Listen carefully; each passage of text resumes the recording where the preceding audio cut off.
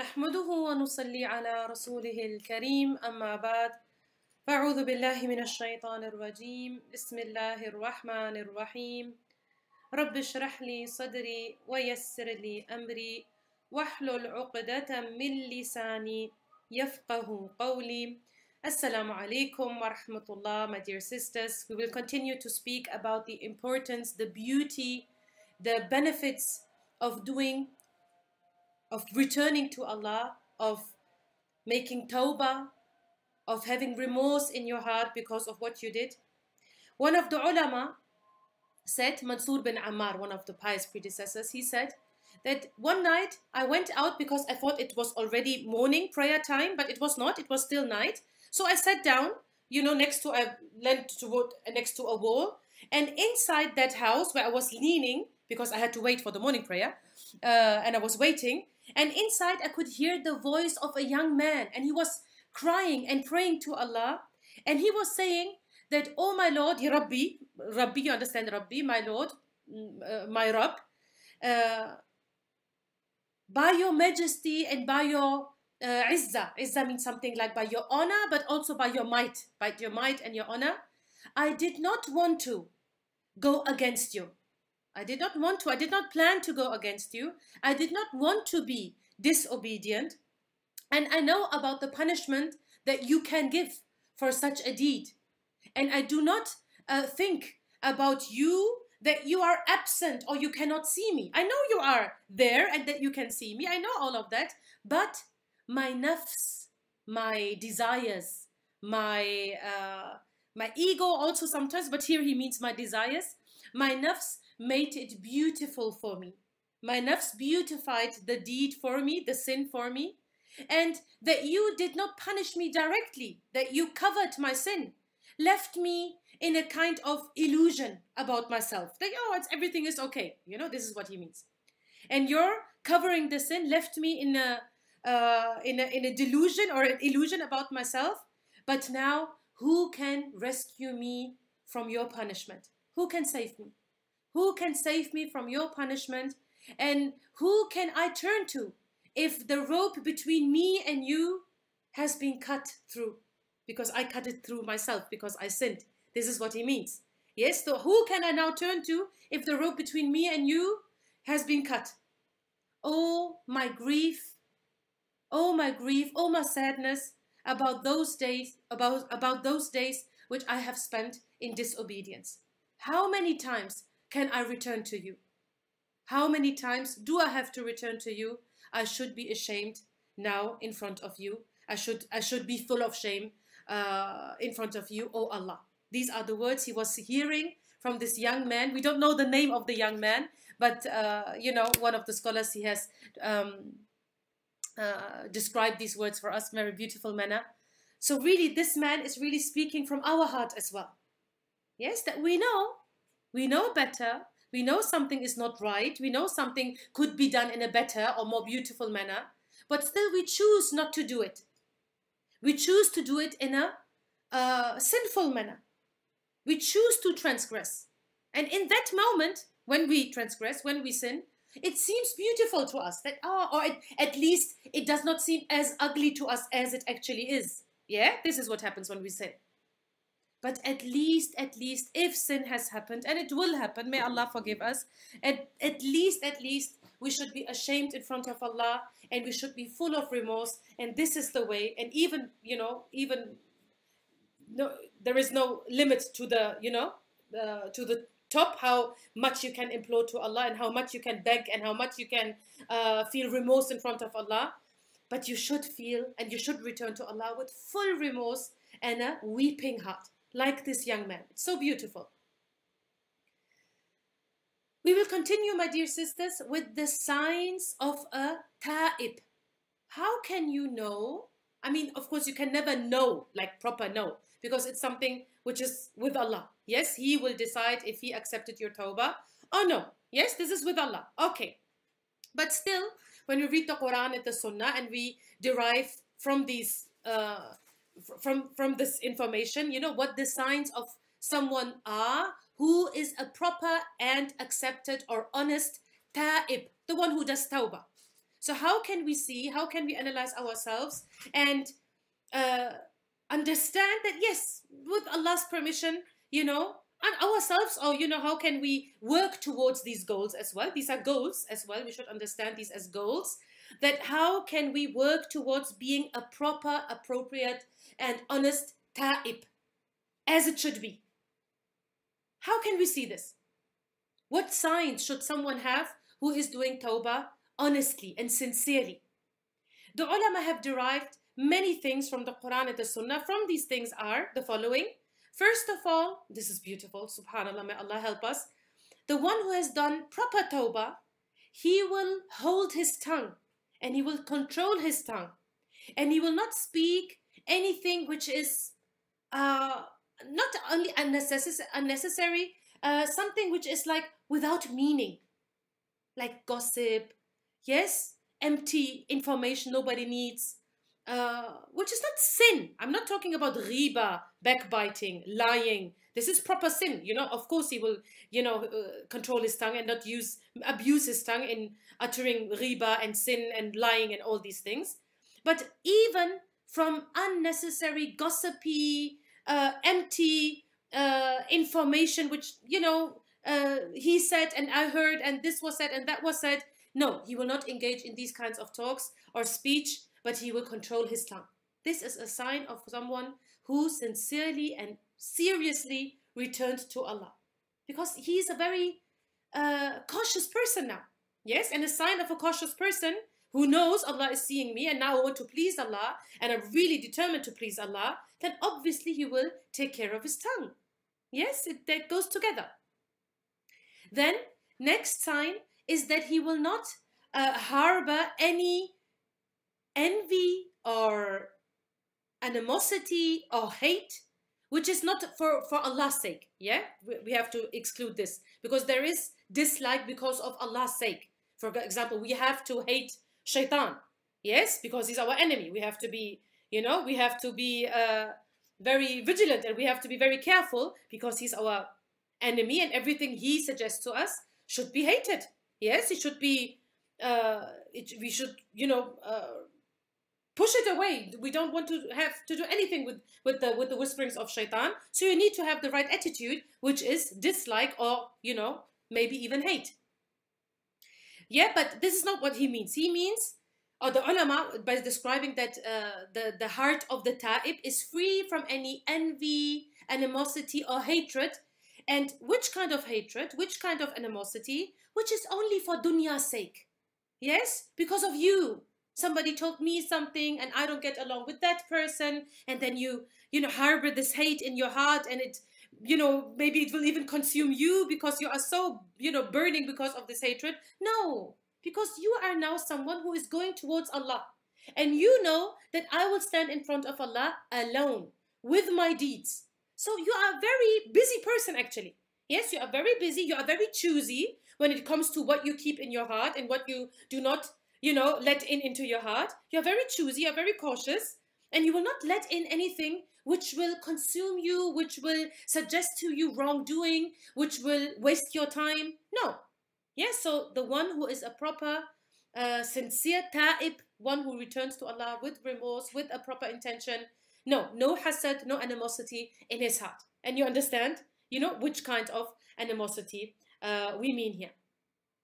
The next sign of a ta'ib, a sincere ta'ib, is that he will avoid bad company. And if he had evil company, bad friends who were bad for him, who suggested to him bad and evil doings, you know, that he leaves them. Not only avoid, he should leave this circle of evil or bad company, and he should try to find better company. Very important. You know, did we talk about this already? That how lifestyle and how sinning is interconnected? Yes? Sometimes it's one and the same. Yes, because this lifestyle demands from you that you sin. So you have to change your lifestyle. And how do you change lifestyle? You know, one step for changing your lifestyle is to change your company. It's very important. If you are with righteous people, with people who are also turned towards Allah, then this will help you to be in this right direction for yourself as well. The next sign for the one who is a sincere ta'ib is that he is one who prepares for his death. He prepares for his death. How so? He is full of remorse and he asks Allah's forgiveness for that which has passed. Yes, this is his preparation for death. That, Ya Rabbi, I don't want to return to you with all these sins, so please forgive me. Please forgive me that and this and that and this what happened and that what happened. Forgive me my sins. I do not want to return with them to you. I want to be, purified before I return to you. So we're preparing for death by asking Allah's forgiveness. Second, preparing for death. How else can we prepare for death? That he tries his utmost best to obey Allah in the future. Yes, so we can see there is an improvement in his life. Yeah, the ta'ib is also someone like there is a hill. He's going up that hill. Yes, his life is a improvement. It's getting better and better. More towards Allah, more towards pleasing Allah. Yes, getting better. That's why we always say, the ulama always say, your next year should be better than your past year, than your last year. Your next week should be better than your last week. It should not be that, yeah, I used to pray, I used to fast. Yes, I was so modest, but now you see, because this and that happened. Yeah, of course this and that happened. It was a test for you. And you leaving Islam step by step is a sign that you did not pass this test. Subhanallah, may Allah forgive us.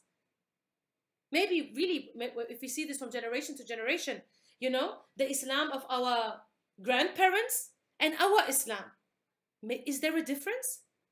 We can even see it sometimes in the culture. In many aspects, of course, mashallah, we are much more aware. Maybe we are more, education is more widespread. Okay, this is, fine and good. Yes, okay, beautiful.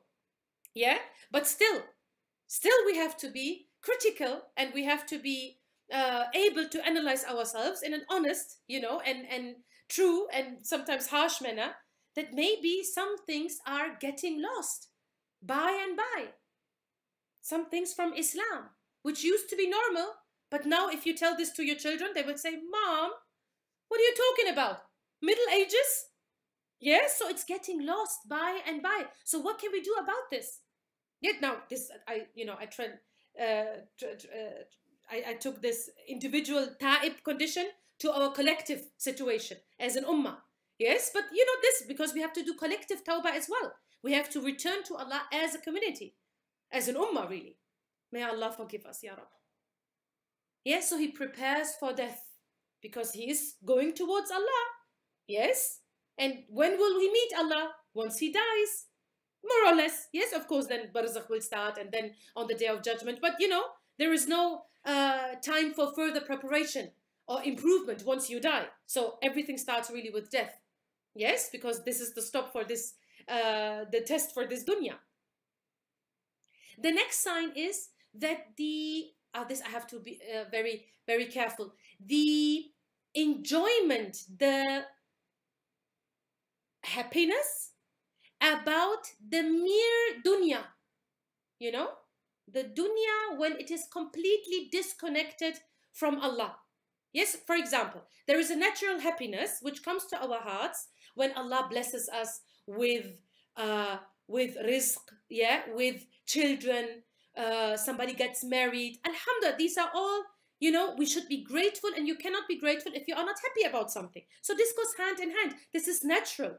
We are even, encouraged, and it is demanded that we should be happy about a blessing Allah gives us. I mean, what kind of person are you? Allah gives you a beautiful gift, family, rizq, and so forth. And you say, oh no, this is only dunya, I don't want this. No, astaghfirullah, well, this would be unnatural. No, of course you are happy. Yeah? But here, when we speak about the signs of the ta'ib, and we say that the happiness of the dunya leaves his heart. Be careful. What do we mean then? Of course, not the good and positive happiness, which goes hand in hand with shukr and gratitude and feeling blessed and feeling full of love for Allah, that look how Allah is providing for me. Beautiful. This you should keep. This you should encourage this. You should make it grow. You should nurture it. Beautiful. This is good. This is Islamic. But then there is another I call it empty happiness. Yes, an empty, sometimes even artificial happiness, which is only about the disconnected part of your dunya. Yes, and this is, most of the times it will be for the eyes of the people. It feeds your arrogance. Look at me, look how I, look at my diplomas, look at my beauty, look at my figure, look at my fitness, look me this, look me that. And even if nobody sees us, we are enough for ourselves. Our eyes, they satisfy us enough. This is only dunya. Yes, in that moment we forget that we are only here for some short time. We will return to Allah. This happiness is a crooked, one-sided, blind happiness, because it makes you forget many other things. Yes? So this kind of happiness, it leaves the heart of the Taib, because he knows he will return to Allah. He knows that nothing is here to stay. He knows that the dunya is very, very a slippery slope, where you can quickly you can lose the right way. It deludes you. Dunya deludes you. It wants you to think that you are here forever, that the enjoyment of the dunya is everlasting, but it is not. It is not. We all know that. Even the kafir knows that. Yeah, because nobody can deny death. Nobody. It's not possible. So this is another sign that this, and you understand it now, yeah, correctly, that this kind of happiness about the dunya leaves his heart, and the sadness about akhirah, sadness / seriousness, so you can understand it better, yeah, the seriousness about the matter of about the akhirah, about the hereafter, enters his heart. So the ta'ib becomes a more serious person. We do not want to say, because people are very different. Yes, some people, they are so light in their, their humor, their humor, their mentality, their character. It's very light. They don't take many things very, it's hard to give them a setback, yes, to push them down. They are very light and they take everything very, they have good humor, So of course, this kind of person, he will never be completely serious and down to earth and this and that. So it depends on the personality as well, of course. But according to your personality, some kind of seriousness will enter the heart if you are a ta'ib, if you are one who is returning to Allah with remorse. Because the amr, this matter of the akhirah is indeed great. It's not something it's not something light, something easy. It's something great, heavy, serious. And once you understand this, it makes you serious. Yes, it makes you heavy in the meaning of down to earth. Yes, nothing, can make you like your nose up in the air, because you are, you know the truth about where you are going. And then, with all the aspects of akhirah, which are so, they are serious. They should make you a person who thinks deeply. Yes, like for example, when we see pictures of philosophers, all these black and white pictures, of the old philosophers, we never see them speaking. It's a stupid example, yeah, but just to make a point, we never see them speaking or laughing. They always look serious, and they always are thinking, not speaking. Get my point? Yes, it doesn't mean that, of course, now we become artificial, wannabe philosophers. No, be who you are, but think a lot about akhirah, think a lot about death, and then see how it will change you towards the better. Without, being this artificial kind of Islamic who can never laugh, and even in the, at the wedding, he's the only one who's sitting in the corner and looking as if he will start to cry any moment. No, this is artificial. This is not natural. We have to live here. We have to live here. We have to get along with each other. But, my dear sisters, we have to live in the akhirah as well. Because we say this so often. We have to live here. We have to live here. Yeah, that's true. Yes, you have a point. But you have to live in the akhirah as well. Who will think about that? Yeah, so this is right balance. Right balance is not only to think about, oh, we have to live here, we have to live here. Yes, but not forever. You will return to Allah. And then you have to live there. And have you prepared for this next abode of you? Yes, so this makes you serious. in according to your personality, as serious as it can get for you, of course. We don't want to be completely uniformed, everyone the same. No, some Sahaba were very serious, they cried very easily, like Abu Bakr, and some other Sahaba, they were, maybe a little bit more harsh, a little bit more, hard to deal with, according to the circumstances. That's okay. Everyone according to his, the earth he was created from, the culture which, influenced him. That's okay. But still, collectively as an ummah, individually as Muslims, we are not people who have only, fun and excitement and he and ha ha and all this artificial joy and happiness which is only for this dunya and have nothing to do with gratitude. No, we are not these kind of people. Then another point, another sign, another characteristic of the one who is a sincere ta'ib, this is very beautiful, that he frees himself, he makes himself empty. He says, no, I don't have to do this. This is, not for me. He frees himself from that which is Allah's, we can't say responsibility, like Allah took this for himself. What? For example, Allah will provide for us. Yes, it's written, right? How long we will live, how much provision we will get. Yes, of course, you have to go out there and you have to try your best to get that provision. This is also written. You have to, as a human being, we don't just sit and wait, of course. But still, you know that whatever you do, you will remain in halal. You will never transgress and go to the haram to get something which is already written for you. No, you will never do this. Yes? And you will also empty your mind in so far that you are not overwhelmed by the worries and the thoughts and the worries about your rizq, how long you will live, what you will get. I hope I will not miss this and that. Always these worries that you are missing something. That's why we're also stressed out. We don't want to miss, our share of health and our share of wealth and our share of happiness. And that's why we're out there, fighting against the rest of the creation. The law of the jungle, the strongest will survive, all this Darwinian, stupidness, which has, really shaped societies, sadly, subhanAllah, sadly, our behavior even is shaped by that kind of philosophy. No, we free ourselves from that, which is Allah's work. He will give us, He is the provider. Yes, I go out, yes, I do my best, but I know I will never get an inch more than what was written for me. So this gives me some kind of relax. This is for Allah. You want more? You ask Allah. You do your best, of course, but even this is from Allah. If He gives you the ability or the right idea at the right moment for a good business, do you think this is from yourself? So everything is from Allah.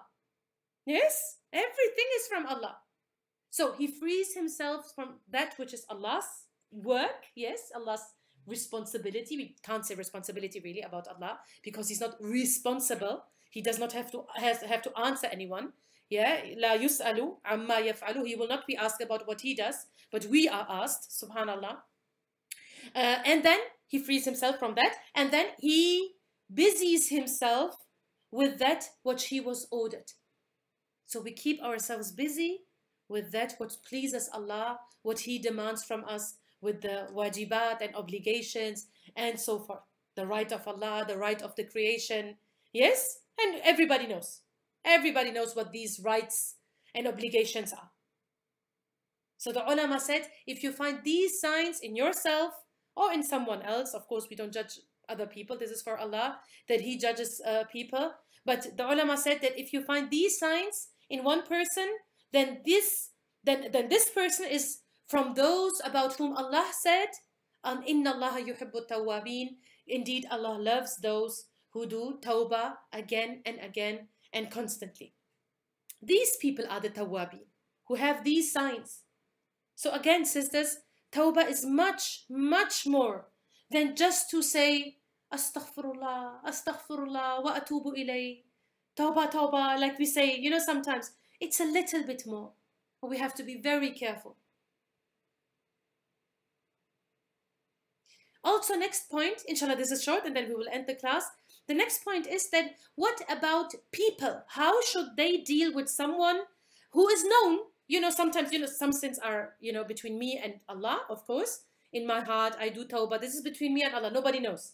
Yes, or nobody's aware that I did something wrong. This is between me and Allah. Okay. But then there are some public sins, like somebody was a drunkard or somebody was a criminal and everybody knew he's a drug dealer, or I don't know.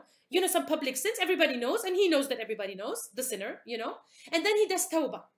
What is the obligation of the people around him? How should they deal with him when he has, done a sincere tawbah? And the ulama have said that they should love that he returned to Allah. They should love this in him, because Allah says that he loves the tawwabin, and we should love what Allah loves. This is so beautiful. Yes, so we should not say, no, you don't know what he was. And, don't trust these kind of people. 2 years ago, he was this and that. No, he did tawbah. First of all, don't speak about this. You should not make public the sins of someone and distribute the sins, verbally in society. No, love this about him, that he turned to Allah. This is lovable. You should love this. Then, second, you should make dua for that person, that Allah makes him steadfast on this path. Because, nobody no mu'min is a believer until he loves for his brother what he loves for himself. Isn't that a hadith? Yes? So we love that people would make dua for us. So we should make dua for this person as well. And we should, want for him sincerely that Allah gives him, makes him steadfast on this difficult path. Yes, so not like, just waiting when he will fall down again. Some people are a little bit evil, or sometimes even because we try to get rid of something, a sin, and we are not able to do so. And then we are waiting for, somebody was able to leave this sin behind him. And then we wait, yeah, you think that's easy? I know you will come back soon. And we are, in a way wishing for it. Astaghfirullah, that's very evil. Very, it's kind of jealous and I don't know, what is it? Bakhil, how do you say bakhil? Not greedy. If you have a small heart, you understand my meaning? If you have a small heart, you can't live if somebody gets something what you did not get. Astaghfirullah. You should make dua for him. Ya Rab, make him steadfast. And this is a sign of sincere well-wishing for someone. If you make dua and he doesn't even know, that's very sincere. You should do this for this person. Then you should not, shame him or publicly or even in front of some people talk about his sins, past sins. You should not do this. Of course, we all understand this. And then also the society, the family, whoever should try to sit with this person and be good company for him and help him be a good company on this way towards Allah. So we all help each other in this way, on this way of tawbah, of turning towards Allah. And this is a big, help. If you read some biographies of people who used to be drug addicts, for example, or anything, and what really helped them to change was a change of society. This is a big secret. If you want to change people, change the society. Of course, it's not 100%. It's only one step, one part of the solution, but it is a great help. Even in Surah Al-Fatiha, we say, إِيَّاكَ نَعْبُدُ وَإِيَّاكَ نَسْتَعِينُ. Yes? We worship you. We ask you for help. All together. So kind of collectively, because alone, going on this path alone is not so easy. وآخر دعوانا أن الحمد لله رب العالمين سبحانك اللهم وبحمدك أشهد أن لا إله إلا أنت أستغفرك وأتوب إليك جزاكم الله خيرا السلام عليكم ورحمة الله وبركاته. وليس أعلى الشان من حملة القرآن